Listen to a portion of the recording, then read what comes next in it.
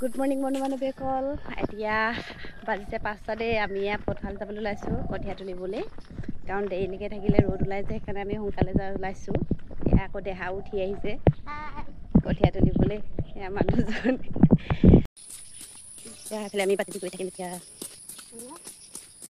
ৰাস্তাটো চাওকচোন, ইমান বোকা।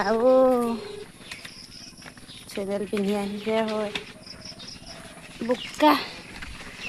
এয়া পথাৰ পাইছোঁহি আমি অলপ, কিন্তু আমাৰ কঠীয়া তুলিবলৈ কঠীয়া নিলে আৰু বহুত দূৰ আছে।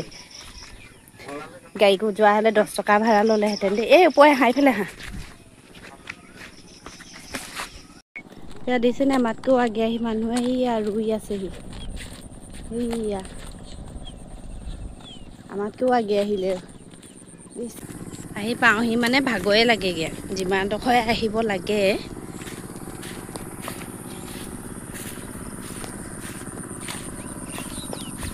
সেয়া কঠীয়া আজিৰ পৰা তোলোঁ আৰু, কাৰণ ৰুবলৈ মানুহ আহিব, তেওঁলোকে কঠীয়া নুতোলে হেনো ৰুবহে। সেইকাৰণে কঠীয়া ঘৰতে তুলি দিবলগীয়া হৈছে।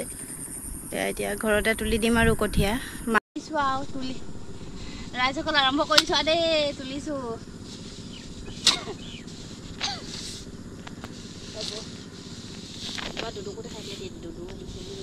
এয়া দুদু আহিছে।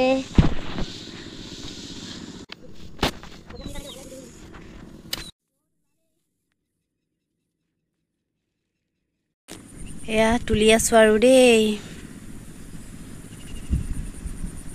ঘৰতহে ইমান গৰম লাগে, ইয়াত ইমান ধুনীয়া বতাহ মাৰি আছে। ৰ'দ দিছে যদিও মানে গাত গৰমটো লগা নাই, দিছেনে? মানুহবোৰে সেইকাৰণে ইমান ৰ'দতো কাম কৰি থাকিব পাৰে। চব সময় ইমান ধুনীয়া বতাহ মাৰি আছে। ভিডিঅ'টো ভাল লাগিলে লাইক কৰিব, কমেণ্ট কৰিব, ছাবস্ক্ৰাইব কৰিব। ধন্যবাদ।